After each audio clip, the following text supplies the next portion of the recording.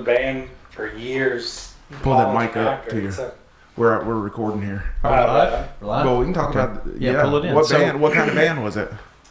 college rock, man. It was it was the late aughts. You know, it was 2005 to like 2011. So it was we covered a little bit, wrote a lot of originals, and just like Cool. It was a 5-piece with a bass, drums, acoustic guitar, harmonica, and a violinist, and rocked it out. Nice. Now, where's this based out of? It was in Mississippi. It was in Oxford, Mississippi. In Oxford, Mississippi. Okay, are you from Mississippi? No, or from around from here? here. Went to school up there. I was gone for like till the 10 years. I moved back. What year did you start there? This Ole Miss, right? Yeah, so I started in 2005. Okay. And then I was up there to 08. Moved to DC for a while. So I went to school for foreign policy. Naturally became a chef, right? It's kind of natural flow. No, I worked for the U.S. Senate for 3.5, 4 years after that. Okay. And then just got tired of BS. Yeah. And then moved back here. Yeah. Wow. So I went to Mississippi College. I graduated in 2002. Nice. Yeah, but I'm Right from on. around here. So Awesome. yeah, I had so many friends, so many connections up to Ole Miss, and would go up there every once in a while. It was a little wilder than the school that I went It to. was big time, man. I mean, look, I love Oxford, and we still go back, as often as we can. It's just like, which with kids now is a little less, but either way, it's a slightly slow. It's a slow pace of life, and it really it's a whole vibe. You know, it's just like. That's all Mississippi for me. That's right. This is it's a little slower pace of life than everywhere else. So That's cool. But quite a few good restaurants, right? Oxford? Yeah, I mean, like Or they did at the time, maybe? I cooked up there while I was in college, and like, I just didn't think I could make an actual living doing it. Right? I mean, I was like, this is fun, but I'm going to school to get a degree, and this is what I'm going to do. And that's really hilarious now in hindsight. It's just like, I'm 20 years old. I know exactly what I'm doing with my life. And you're just like, but no, got back, pardon me, wrapped up with the U.S. Senate stuff in 2011, moved back here. And my buddy was running Maxwell's Market at the time, whenever there, and just butchered, cut meat, and ran a little bit of the food stuff. And kind of saw that gap in the market for catering, and kind of the rest. Went from there. When I went out on my own. Yeah. So I guess we need to say who's here, so people aren't guessing. Blake Jackson. Welcome. Yeah. Welcome. Thanks for having me. Yeah. Appreciate it. Dave, you're. Let's see. So you're. Where did you go to high school? I went to Bird. And what year was that? I graduated in 2005 from there. 2005. So you're 6 years younger than me, and it feels like you've lived like twice the lifetime I have. So Man, it's been Blake, a lot of while. stuff. I mean, like since 2000. I mean, the last decade's been crazy. Yeah. So we connected through our buddy Jim. Through Jim, Marsh, and he just had a birthday. I saw on Facebook, brought up Yeah, all the memories, dude, and so yeah, I lost he's to an us incredible in the community. person, man. Yeah, incredible. Really was. Yep, and that's how he was a connector. He connected people. He'd be For like, sure. "Hey, you need to know this person." I remember him like, "Hey, I'm bringing Blake. We need to talk." And so I remember that. yeah, and so good guy, miss him. So but yeah, so you graduated in Bird 2005, Ole Miss, DC. I was in DC. Back I here. moved to Lafayette for a bit and worked in the branch office for the U.S. Senate. And then, How did you? So when you talk about working for the U.S. Senate, were you working directly with one of the senators, or how's that? yeah. work? So I mean, I was doing a couple of different things, but I officed with Vitter at the time, and then I also, when you do that type of stuff, you also kind of work for some of the individual committees.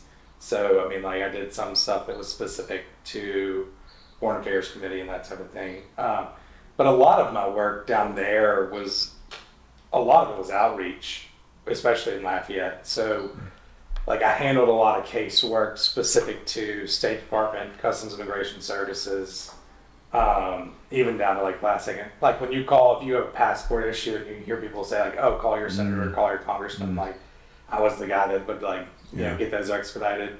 And a big part of what I did was actually probably the largest part was all the stuff with the VA. And the VA casework is like, it's a gut-wrenching process. I mean, because you got guys that almost all of them are, arguing their ratings for whether it's disability or their retirement stuff. And it's a really look, at the end of the day, especially before 2000, these guys would come back and they're like Vietnam vets.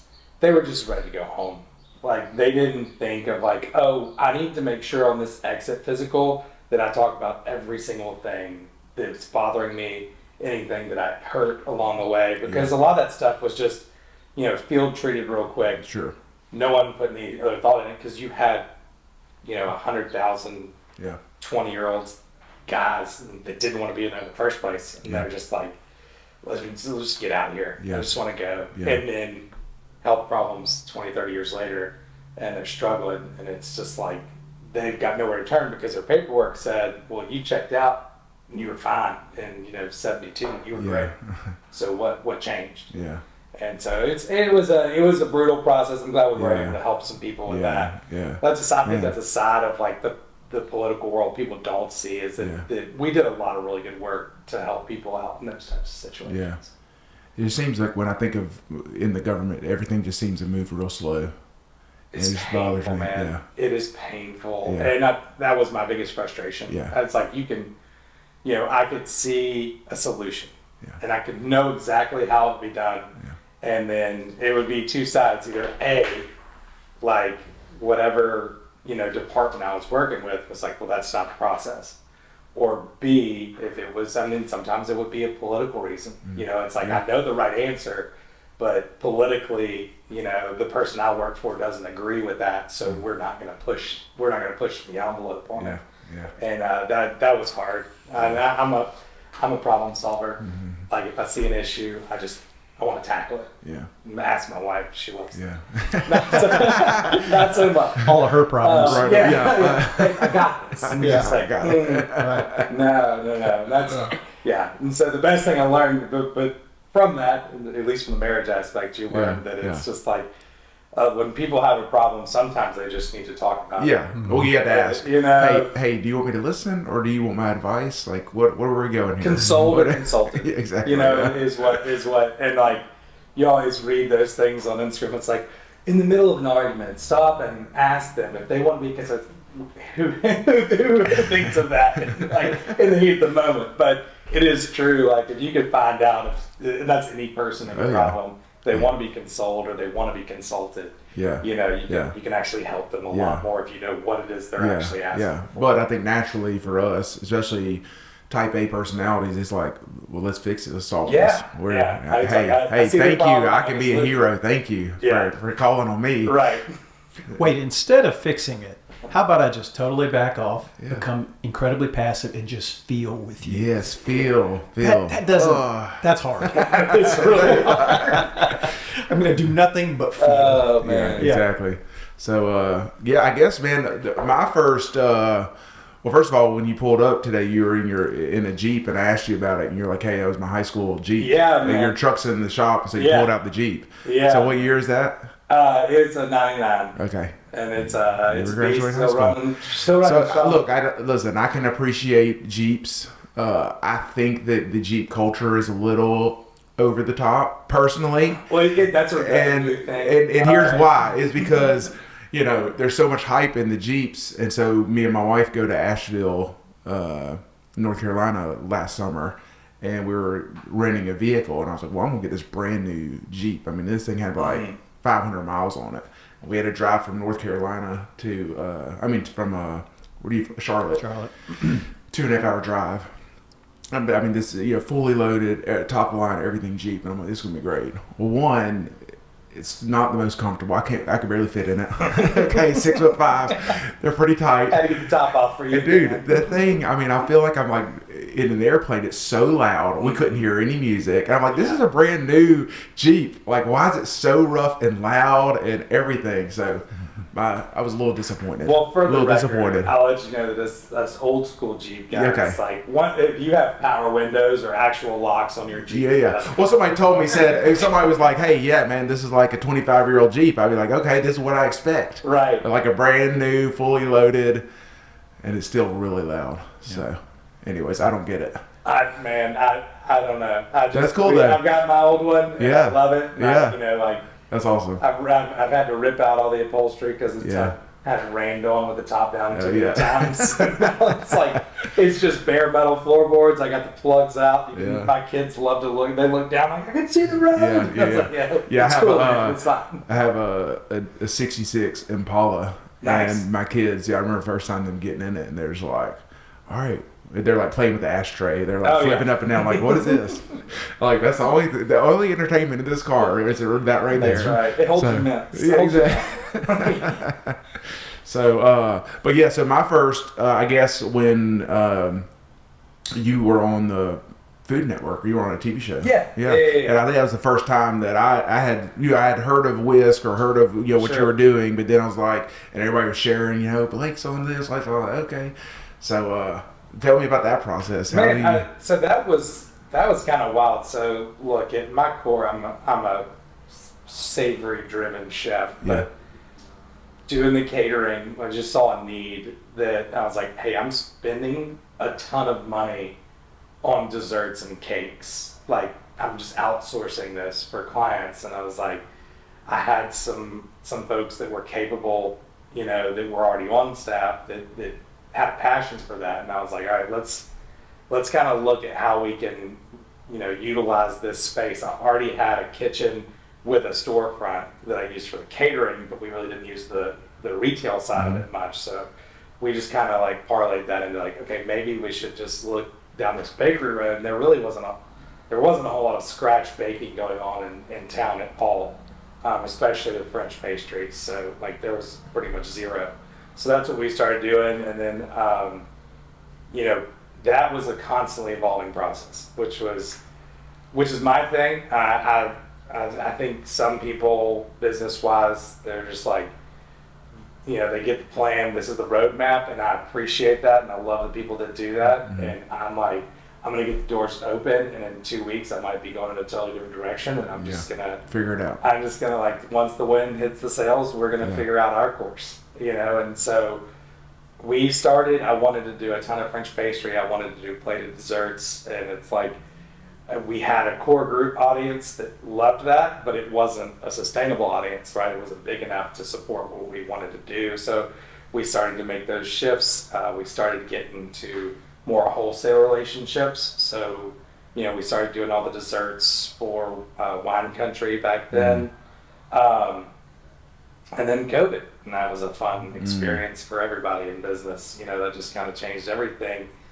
We shifted into doing a lot of mail order. We called them pen pals, where you could write a note to a loved one. We'd put it in a box of custom made cookies. Then we'd ship it out, and then they'd get your personalized letter. It would come with some fresh baked cookies, and everybody, that saved us during COVID, hands down. Wow. I mean, that put everybody back to work in the bakery. I mean, for us to do $60,000-$70,000 in sales of these cookie boxes for literally a 800 square foot kitchen back there in a time when no one was doing business, like that was wild. Yeah. So cool. Made that shift. Started doing more wholesale. The guys at Coffee on the Red over there. Yeah. I saw you pop in one day. I was in there. And I was like, Blake's bringing in stuff. I didn't know. So we started doing some stuff for them. Are you still working with them at all? Well, I sold Whisk. Oh, so okay. I sold Whisk in 2023 and Drake Catering. So that became another. Well, I have questions with that. Let's talk about that. But go back. So how did you end up getting on that show? Yeah. Sorry. So we started the show I was kind of, you apply in general, right? It's like, here's your resume. These are the things you do. You give them a 1 minute self-recording so they have an idea. And then they start plugging you into like, okay, if they like you, like this show might be a fit, this show might be a fit. So it's a general chef casting, and then they kind of typecast you for the show. Yeah. And they saw that honestly, they saw I was a male baker, and that's not as popular as it once was, right? There used to be a ton of male bakers, and now that field's a little more female, so there's predominant. So they're like, hey, we need another baker, and I can almost sense it that they're like, we need a body, but I don't like to lose. So was grinding out so hard to like make sure I was on my absolute A game going into that show, and actually did really well, made it to the final round of it. Yeah. And, like, And so that was I'm trying to remember because I did watch the episode, but that was it was a competition. Yeah. There were 3. What's the name of the show? It was Bake You Rich. Okay. Bake You Rich. Bake You Rich. But it was like a couple rounds. Yeah, and it was one of them was like a surprise round. Did they yeah, give you like one, like you knew what you were doing. The second one, you kind of, if you made it to the next one, you'd focus on doing like specific dessert you already do. Yeah. And then the third round, which was really cool, it was like industrial scaling. It's like, okay, how do you make your product, but on an industrial scale? So we had like 3 hours on to make 500 larger than life portions of something that we handcrafted normally. So it was really cool because they had a team of like food science folks and, like their industrial folks. They worked with me like in that 3 hours, and we said, all right, we're going to use this, this, and this. We're going to use these pieces of equipment. And so it was really cool to have that opportunity to actually see how that industrial scaling goes for stuff. And I actually still do some stuff in that industrial world, which has been kind of cool to see that carry through. Yeah. So what came from the show? Did you just some notoriety or some, it was business great or publicity. publicity? Got good business off of it. I ended up finishing second. If you won the show, they actually would carry your products for like the month in Buddy's Bakeries, and he's got over 100 retail bakeries worldwide. Wow. Yeah, I mean, he's got them all over the U.S. He's really popular in Brazil, because what you don't think of is like when we see a show here, well, 5 to 10 years later, that's when it gets popular somewhere else in the world. You know, like we export, one of our best exports is entertainment. Yeah. And so like TLC, Food Network, Discovery, that whole group, like there are a lot of shows that are popular here will pick up down the road in different markets. Yeah. And so like in Brazil, Buddy Pilastro is like a super celeb. It's like, did they notify you like when there a rerun's coming up of the show, or do you like see a pop? Do you like get followers or people follow you? Like, no, not really. I mean, the only way I knew about the Brazil thing in specific is that I did, like, it was like 2 or 3 years later, I did end up with like, you check your all the insight data on social media, and you're like, oh, well, half my new followers in the last 6 months are from Brazil, and so I was like trying to figure this out, and so that's when I started researching all this. That's funny. Happens to Leighton all the time. All the time. Huge Brazilian. Well, Tyler Reed is a huge. Where's y'all's hidden fan base? Sweden. Yeah, Sweden. It's so funny. Cool. Well, so Whisk. So tell me about the selling process. How did that go? Were you actively trying to sell it? Who did you sell it to? I had some folks approach me, and we ended up selling it to Louisiana Seafood Market. Okay. And so they're continuing that now today. But it pushed me into a direction of like consulting, and that kind of became my pretty much my bread and butter from like early 23 up until now. That was actually really cool.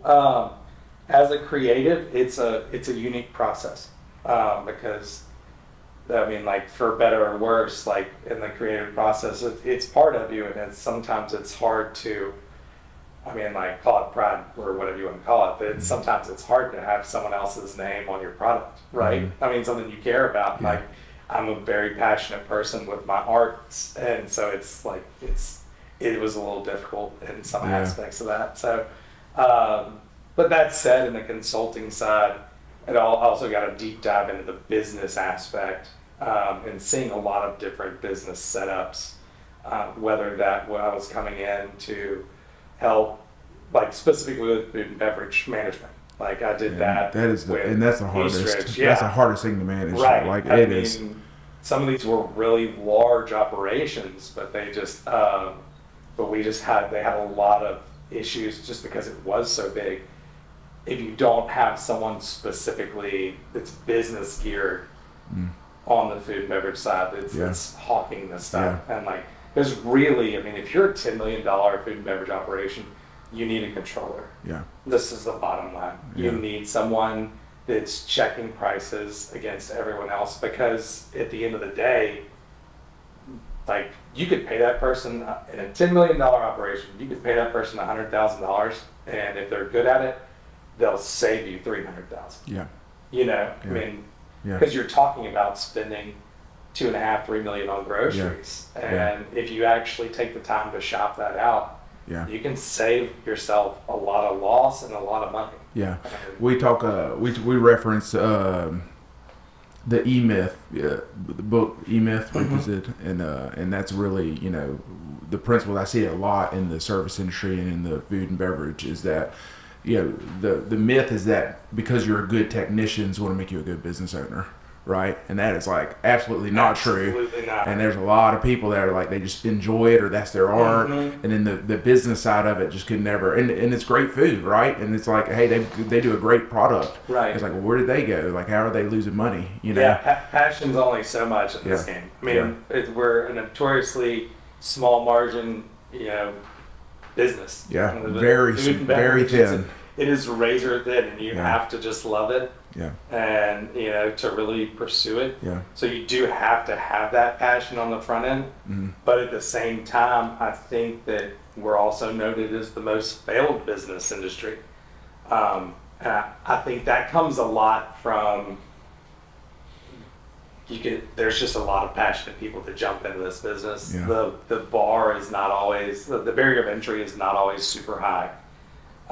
So I think you just get a lot of people that just love it and they want to do it, and that's not always the best. and it seems real sexy too, right? Because you see, like on Sure. TV or whatever, you're like, Yeah. oh man, this It's is like the bear. I mean, it's yeah, Oh, yeah. yeah. It's like, oh yeah, Yeah, like people have over romanticized my life. oh yeah, oh yeah. So They're like, much. oh man, And yeah, I appreciate it, but Yeah. I was like, y'all, half my time is in that office, like sitting on top of 2 cases Yeah. of food, like at a computer, going through reports and making, Yeah. like double checking that our invoices, you know, match what we received and those types of things. Like, Yeah. and there's a, like, it's not all tweezers and white jackets. Yeah, I can tell you that. yeah. Like, that's the fun part, but Yeah. it is not the bulk of what we do. yeah. Well, I like my side of the food and beverage just as a consumer. Enjoy, you know? yeah, for sure. I Me love too. it. One of the things we like to, we talk about food a lot on here. We like do. to give shout outs. But since you're in the industry, in fact, we had David Alvis on here and we asked him this question too. It was great. But so you and your wife go on a date night here locally, where are y'all going? So we kind of got a little, like a rotation. Yeah, so do we. That's Yeah, us, yeah, right? yeah. We normally we'll normally go to, you know, either El Cabo Verde or Zuzel. We love Gabe's stuff. Oh yeah, We go to Fat Calf. oh yeah, Anthony, you know, and honestly, we go to Mexico. oh yeah. You just named 4 of my top 5, I think. Right. So, yeah. Giuseppe Pasta Cafe over there. Like, you know, and a lot of this kind of, this was our generation Oh yeah. of chefs, right? Like Yeah. we, in the early 2010s, that's when all of us were kind of dipping our toe into like, Yeah. what if we did it? Yeah. You know, like Yeah. we're doing pop-ups out there. I remember there was a farmer's market, and literally Eleazar and Rodrigo were out there from Key Mexico. Gabe was out there, and I was out there. Like, we were all doing little pop-ups. Yeah. You know, and it's like we were all just kind of feeling it out. So like, what's Yeah. this gonna look like if we went for it? That's so, cool. Well, and it shifted, right? Because I remember, I mean, when I was in my 20s, right? So in the 2000s, you couldn't go to Outback unless you went at 4 p.m., like right when they opened, right? You couldn't Right. get a table. I mean, it was just like Yeah. everybody was going. Yeah. And now I think they probably give you food or pay you to go there, right? So, but it's really shifted because it was all chains, chain restaurants and stuff. You didn't really go to many local Yeah. places or have many options. No, I mean, food television changed everything for our industry. Gotcha. I mean, like, just realistically, it became more about the person that actually was preparing our food and not just the brand or the owner of the restaurant, right? I mean, like, it gave life to the actual person who prepared the food. And that, you know, that was what, the late 90s, early 2000s that really started coming alive. And that just, over the next decade, it kind of transitioned into, okay, no, we want to support a place because we can put a name and a face to what we're actually eating. Yeah. And look, I mean, like, not to get like too in the weeds, but like, I do feel like there's a spiritual aspect of feeding somebody. There's a reason that, like, they call it feeding your soul, but it's all, like, it's feeding someone is an act of passion. It's an act of service. Sure. And it's something that you give to someone else, and it's typically a one-way street. Yeah. Like, and that's hard sometimes, right? I mean, like, I have a very hardworking staff, and most of them never see the people that they feed. Yeah. They're on the other side of the wall, right? And so they don't get to see that excitement when someone really loves something. And that's I was fortunate when I was doing catering. I did a lot of private chefing, and I'd be in people's homes and actually, like, just get to that instant gratification of, like, seeing someone taste something for the first time and be like, oh man, that's so good. You're just like, yes. So what do you do as a business owner? Because this is really, our podcast is geared towards business owners and here in our area. How do you keep the morale high? If they're not getting that gratification, and like you're the one getting it, people are giving you a shout out, you're getting all the and for sure. And look, I mean, for me, like, I'm a very big believer in that if somebody does something right, you tell them right then and there that they did a good job, and like show them that appreciation immediately. I think a lot of times, especially in business and especially in the kitchen, like, it gets worked up so much on the errors, right? When something doesn't go right, that's typically when staff is getting feedback. And I just make it a point for myself and for my management, like, no, if somebody does something good, like, even if it's just a small thing, if they did the plate the way it's supposed to be done, you see it going out, plate looks great, chef. Thank you, chef. That's awesome. Like, let people know, reinforce that they're doing a good job, because the bottom line, we talked about the margins. It's not like I can't throw money at the problem. I can't. Like, there's just only so much room in that business. And like, when I'm on my managers we're in a 2% margin of error on labor, right? Like if I'm going up from like 26 to 28%, that's a big conversation we have to have. Like, why were we up 2% on our labor this week? Like, what's going on? It's not it's not loosey goosey. It's like, this is the only way we survive and everyone stays paid here. Like, if to keep the doors open and keep these jobs going, we have to worry about that 2% increase. And that's so I know that I can't just throw money at the problem. So it's got to be the just constant reminder that they're doing an awesome job and I'm proud of them, and I want them to be here. I want them to be part of the team. Yeah. And it's the most team sport business there is, hands down. Yeah. I mean, there's no man is an island in this business. Yeah. You have to be a team player, and you have to be willing to do things that aren't your job description every single day. Oh yeah. So. Yeah, and it goes both ways too, right? Because if an employee doesn't show up, right? Yeah. I mean, it affects the team, right? And I know, just talking to my friends in the industry, I mean, especially during the pandemic and since then, it's just hard to find people and keep good people. Absolutely. And I on that same note, we do try to make a point of that. It's like, it's not that you made me mad, it's that you let your team down. Like, and we're very big on that. Like, it's like all of us play our part in this, and it's like, am I personally a little furious about this? Yes. Yeah. Like, you don't call no show. That's just not something you do. Yeah. But really, you let everyone else down here. Yeah. And I will do that. I try to let people know that, because they need to know that. Yeah. So I do want to give a shout out to Ono's. And that's how you say it, Ono's. They just opened. Fantastic. I forgot that I knew that they were opening, and then just on a whim, we went Friday night. Unbelievable. Where's the location? At the Parish Taco, and that's the old Parish Taco right next to our space. But Gabriel was part of that, right? He partnered with them. He was actually there running plates. I was like, hey, I know this guy. What's he doing? But man, awesome. Gabe doesn't sleep. Food.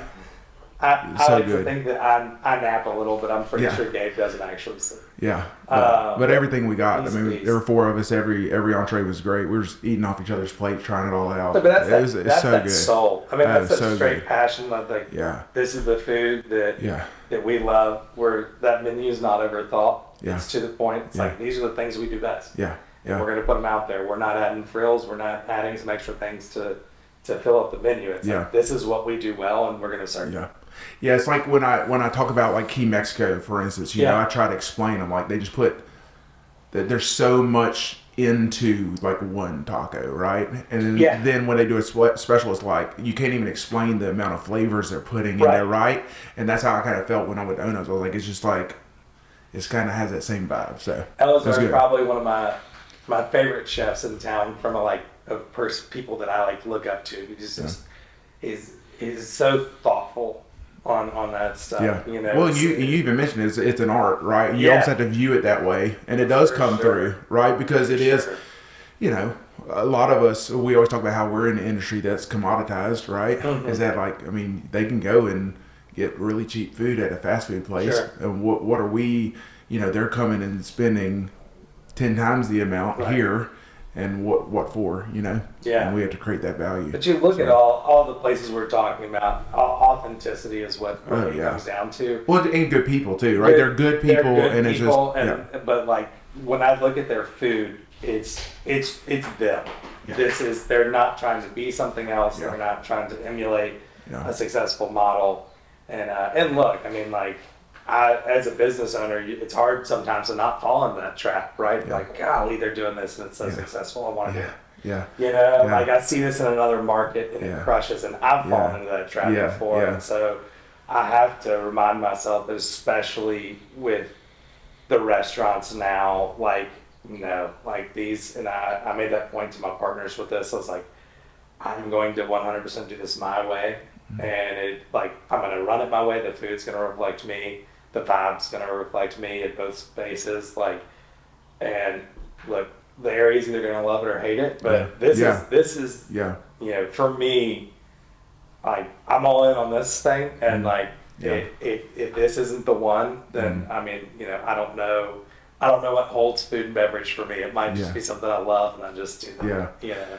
One of the things I've seen, especially when you talk about that, your kind of your generation of guys here in town, and you mention them, is that there's this because I'll be at Fat Calf and I'll see the Key Mexico guys there, right? And I'll see, and it's just kind of it's a abundance mindset versus scarcity mindset, which is.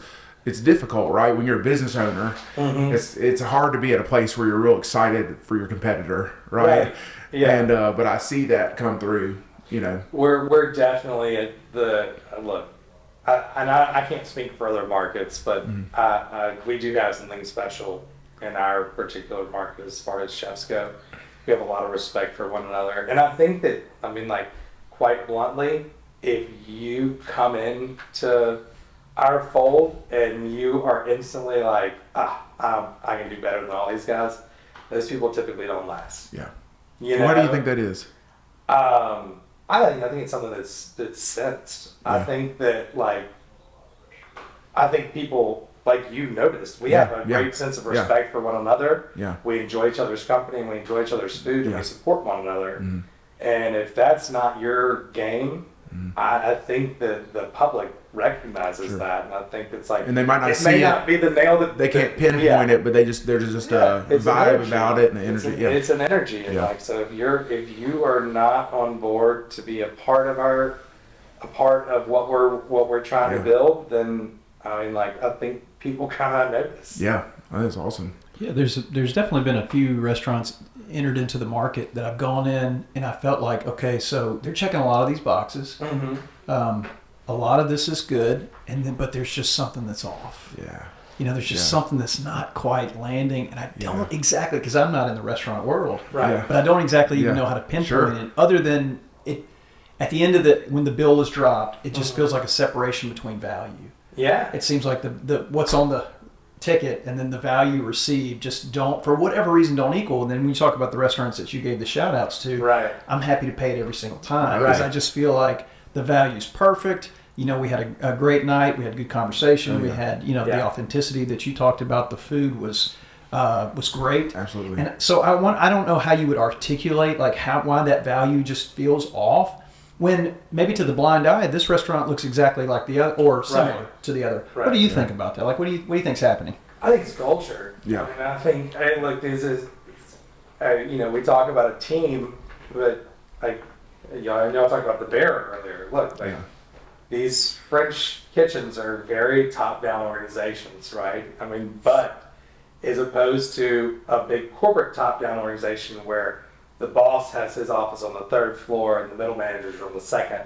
and then the rest of the staff's on the 1st. We're all in the same kitchen, So, like, I'm setting the tone just by being there, and how I approach things, and how I'm telling people, hey, great job. Hey, we need to work on this. Like, let's meet afterwards and talk about this thing that happened. Like, that's the culture that I'm putting in, and that's going to trickle throughout my kitchen, and every person's going to feel that, But it's because you have everyone's, like, we're all on the same floor. Yeah. It's always the case in every business. Am I making this saying up? You can have one Michelin star or 100 restaurants, but you can't have both. I've heard that somewhere. Does that resonate? Look, Michelin and I have different Right. Yeah. Because I think that you cannot subjectively, how do you quantify the quality of your food and experience on a checklist? Right. Yeah. And like, to judge 2 restaurants, you have to do that. And so they have a system, and that's fine, but like, heart cannot be measured on a checklist. Sure. Yeah. Passion for what you do. Yeah. I've eaten at several 1-stars that were technically flawless. There is zero soul or energy in that whole place. And you talk about leaving a restaurant feeling I just paid for something, but what was my value in doing so? Sure. And it's just like, it's not there. Yeah. Now, I've also eaten at some 1-stars where I was just like, why don't they have 3? Like, why don't they have 10? Yeah. Like, why did I pay them? I would have paid double this, Yeah. And so there are those people that are captured both, that have that technical proficiency, but also have that heart and soul and that energy in what they do. Yeah. I think you see it though. Look, I mean, Michelin is so strong that it's not going to go away anytime soon. But you see chefs bucking that trend. You see chefs being like, it's not worth the star.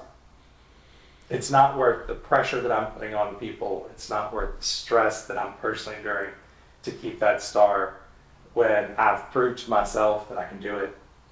Move on. Yeah. Yeah. If y'all haven't watched it, Love Charlie on Netflix. Okay. It's about I haven't Charlie seen it. Trotter. Yeah, Okay. he was a really famous chef in Chicago. Okay. In the like 90s, early aughts, and it's a Greek tragedy, for sure. But you just see that the toll that search for perfection really was taking on him, and how he sadly took that out on other people too. So it's worth the watch, because it's a good insight into how you get a mentality like the bear. I feel like I'm very fortunate that I didn't, I'm self-taught. I didn't go to culinary school. I didn't spend a lot of time in nice kitchens, everything. And so I didn't pick up those bad habits. I see it in some of my staff that have been at those places where there were those really overbearing and oppressive chefs that ran kitchens. And that's just not how I run a kitchen, because honestly, in day-to-day life, I know what's going to get the best out of people, and screaming at them is not one of those ways. Never long term, right? Very rarely does raising your voice get you what you want. Yeah, maybe immediately, right? It'll get you through the night. Yeah, once you lose in respect, it's not worth it. Yeah.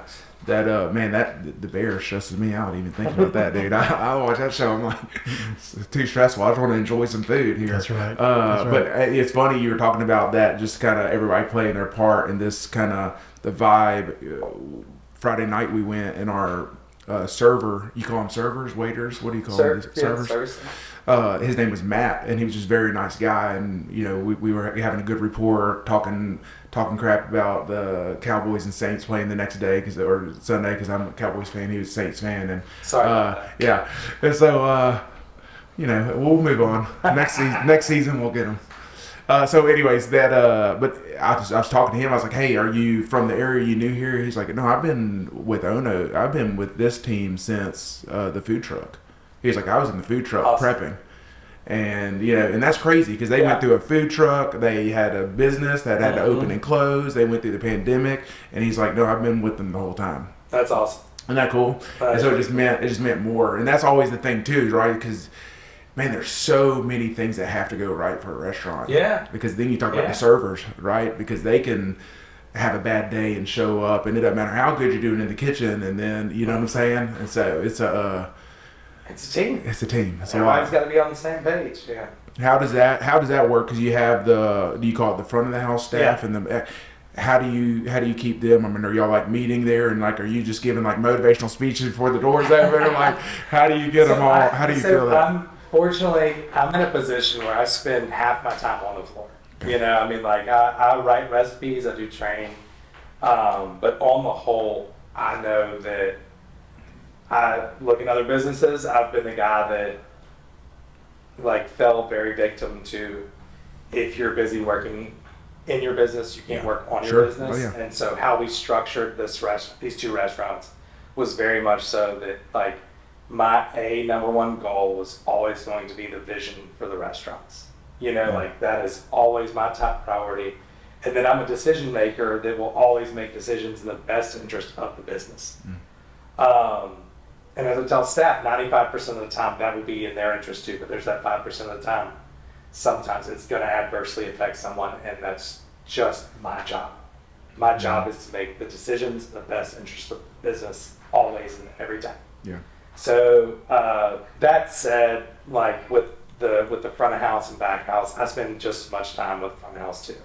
And I run drinks, I pour beers, I shuck oysters. I'll be a food runner and I'll pick it up, and a whole lot of table touches, and that's totally fine with me. Yeah. I'm fortunately an extrovert, so it's kind of my game anyways, right? So there's cool. No issues there.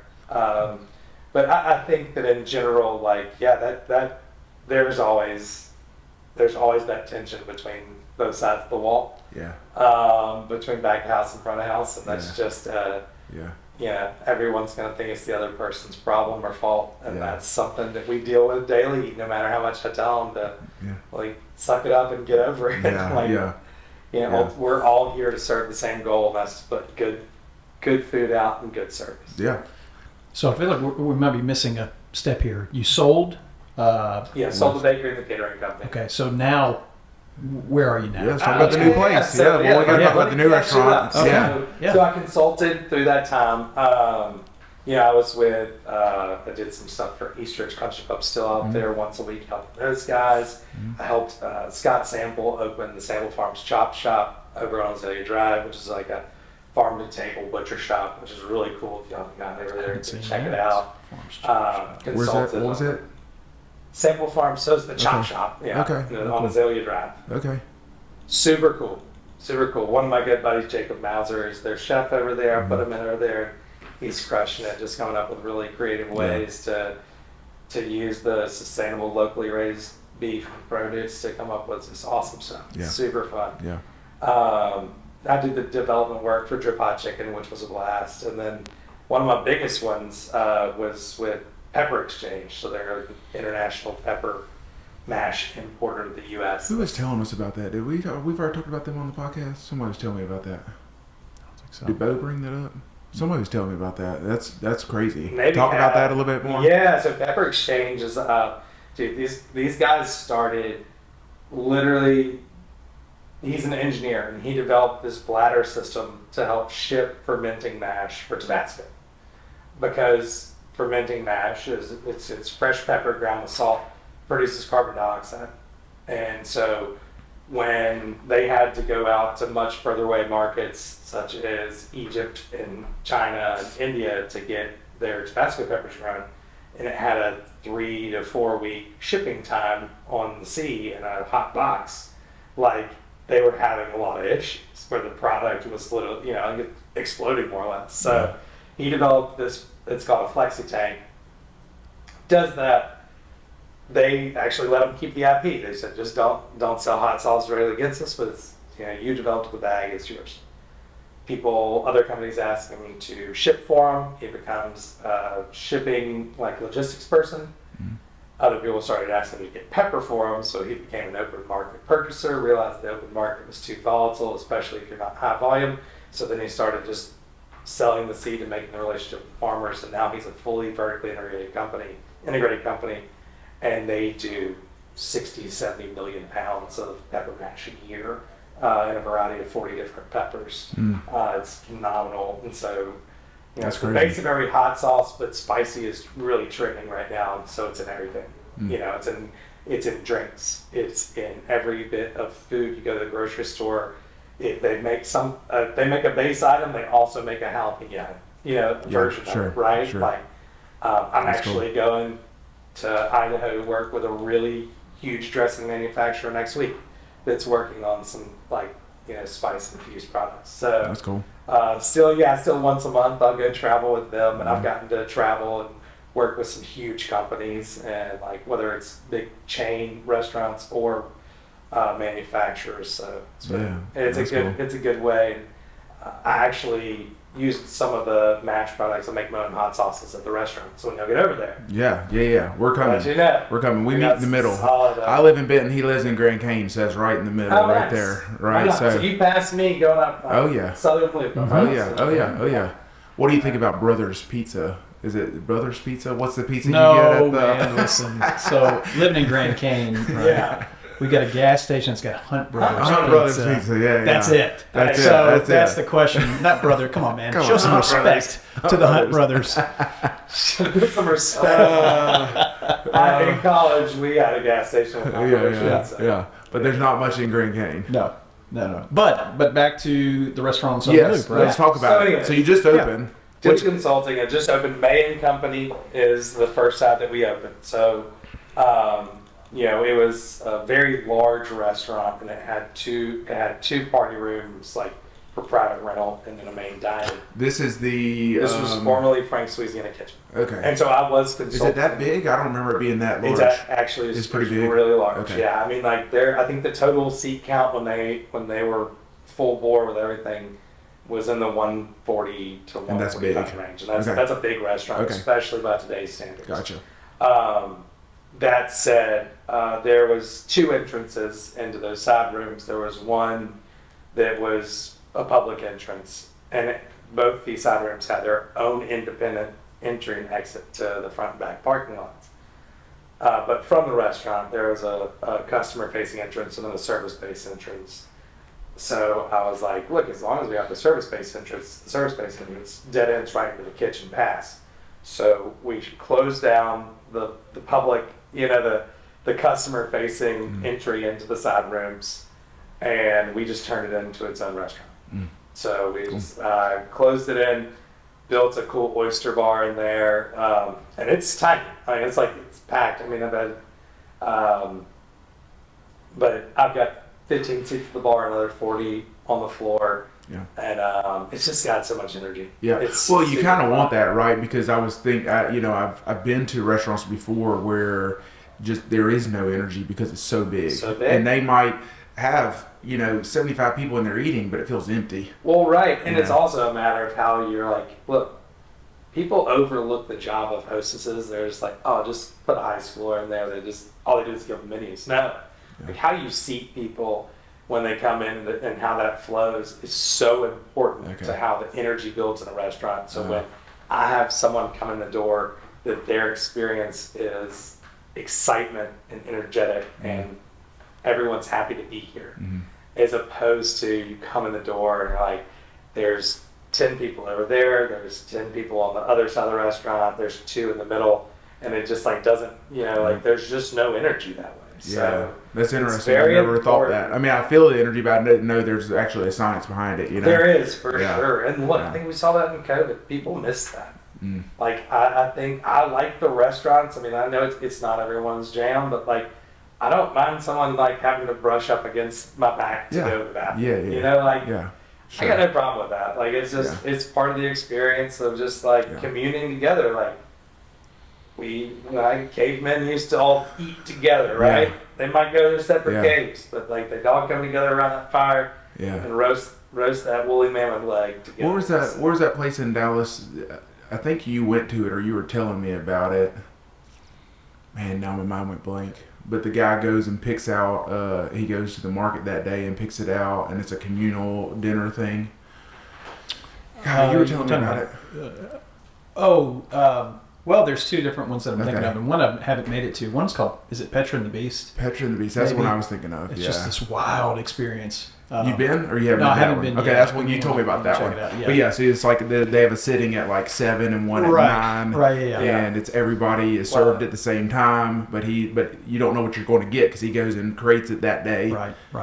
Yeah. When do you go check that place out? Yeah, we do. Yeah. That's pretty wild. Yeah. So the new place, Mae and Company, is one side. Mae and Company is one side, and then so we're still doing the build on the other. That's gonna be Heron, and so Mae and Company, po' boys, fresh oysters, bringing in oysters from all over the East Coast, West Coast, Gulf.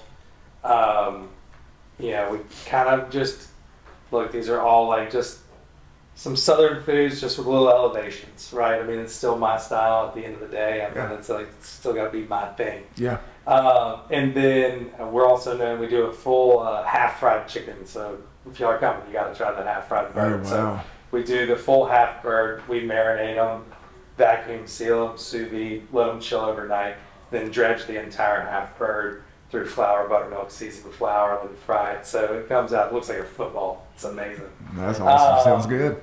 Yeah, I'm hungry. like poblano, pimento cheese, mac and cheese is just fire. Onion rings. Like I remember as a kid, I always loved good root beer and good onion rings. So I was like, we gotta have it. Oh yeah. So I got a beat of root beer in the bottle, and we do a like stack of onion rings. So that's awesome. So yeah, that's that side. I'm not staying on my diet at this place, so I can already tell. No, I did not. Look, I'm going to get crushed in January, okay? I'm on the diet. But anyways, we'll make it through. Well, that's why I like doing the carnivore diet. I can eat anywhere, but it's difficult whenever there's a lot of fried and breaded stuff in front of me. Sure.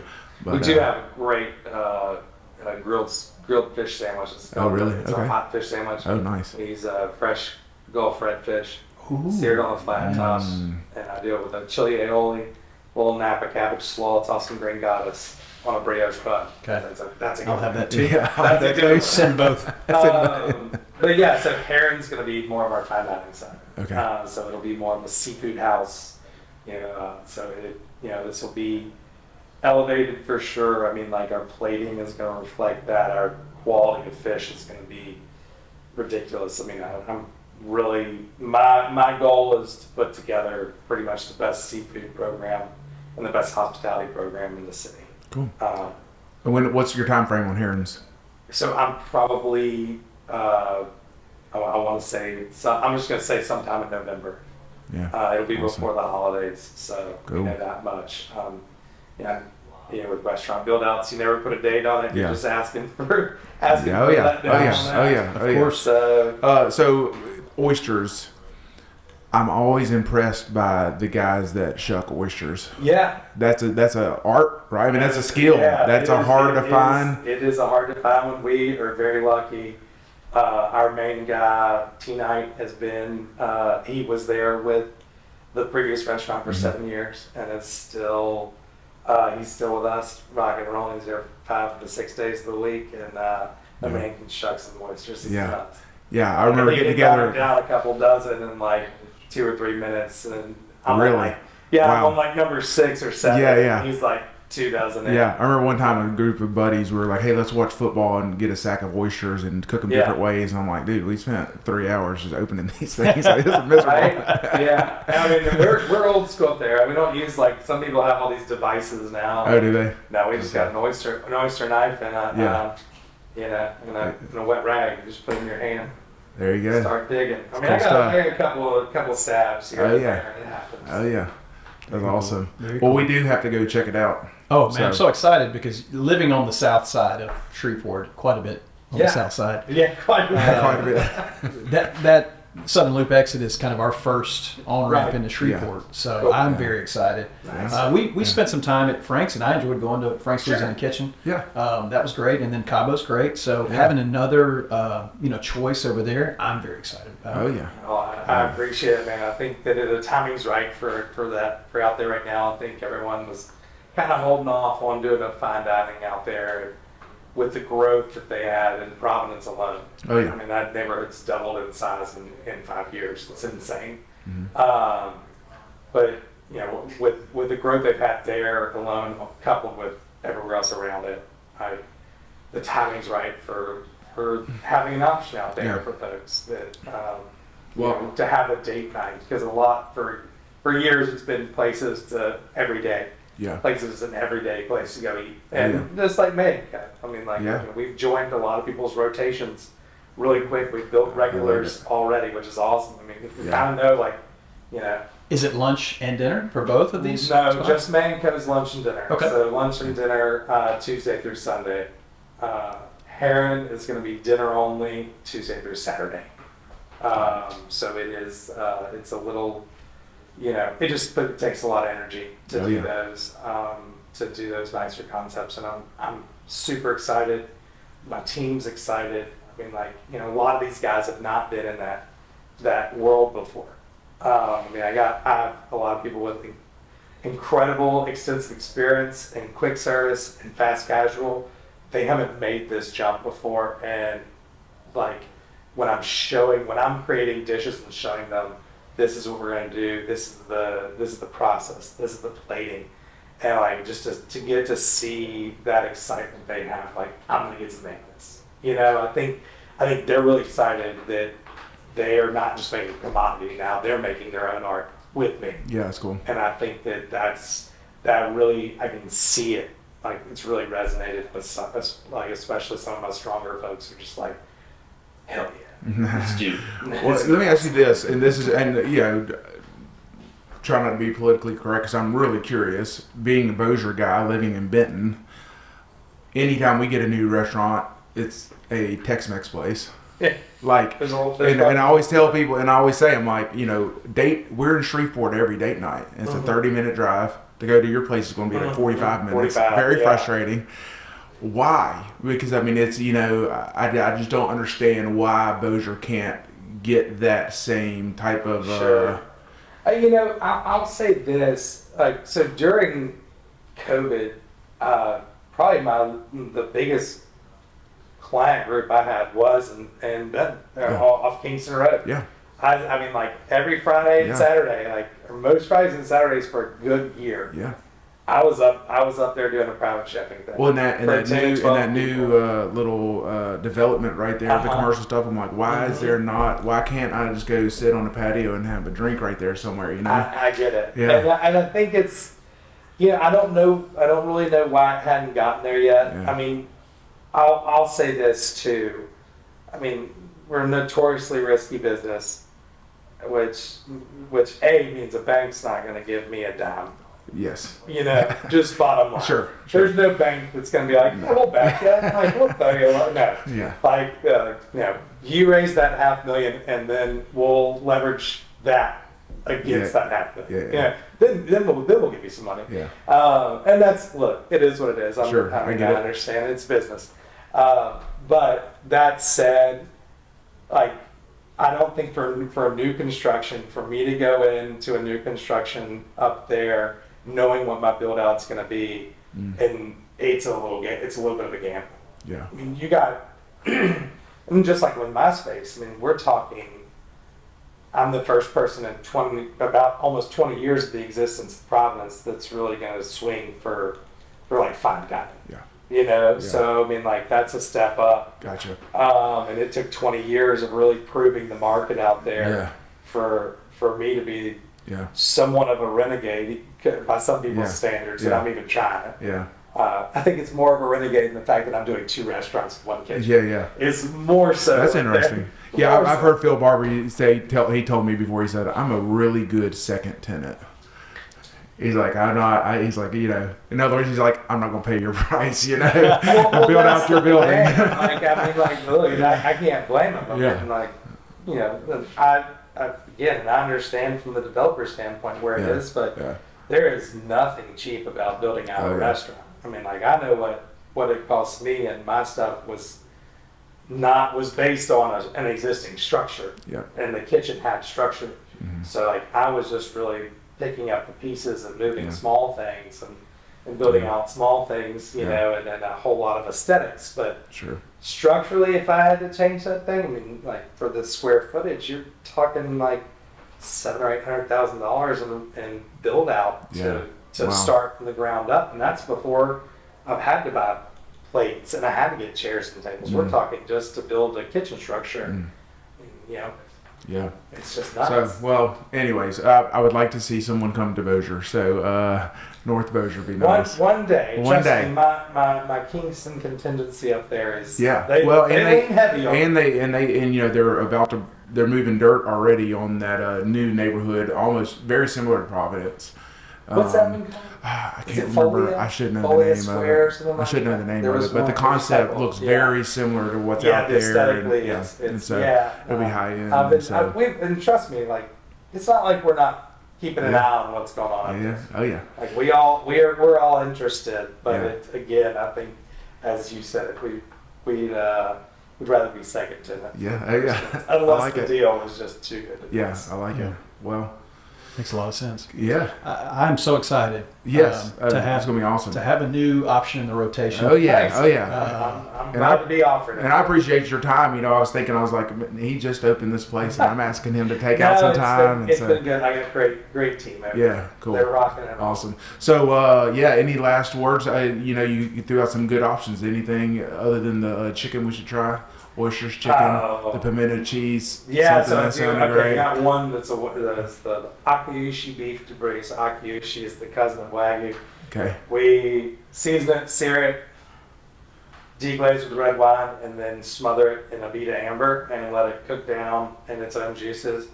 We do that 2 ways. One is a po' boy, and another one we put on top of fries, and then a scoop of the melting poblano white cheddar pimento cheese on top of it. So again, all you cardiologists out there, doing you a favor, keeping you boys in business. But it is, it's fine. Yeah. It's real good. That's awesome. That's amazing. I can't wait. Hey, we got to do it soon. Yeah, it's busy on the road. We'll pick a date. Are y'all another thing for me, like if I'm traveling, I'm going to Nashville next week, like I only go to restaurants that I can make a reservation because I don't like to wait around. I get it. And so, do y'all do reservations, or how does that work? Oh yeah, so you can go to our website, eatmaeco.com, eatmaeco.com. You can make reservations. You can do online ordering for pickup. You can join a wait list if we're busy. Like, you know, the world of restaurant tech is awesome right now. Are y'all doing y'all do DoorDash and all that? Like, I'm not doing delivery services yet. We gotta wait until we add this other concept and really hammer out our workflows before we really bog ourselves down. Oh, I see what you're saying. It's just more. Yeah. Having a whole separate menu and a whole separate concept and a whole separate load of customers. Yeah. It's a challenge, but makes sense. As I said, I like to solve problems. Yeah. There you go. Cool. Awesome. Blake, thanks so much. Yes. Yeah, Blake, it's been great. Thank you. It was fun. Yeah, I appreciate it. All right.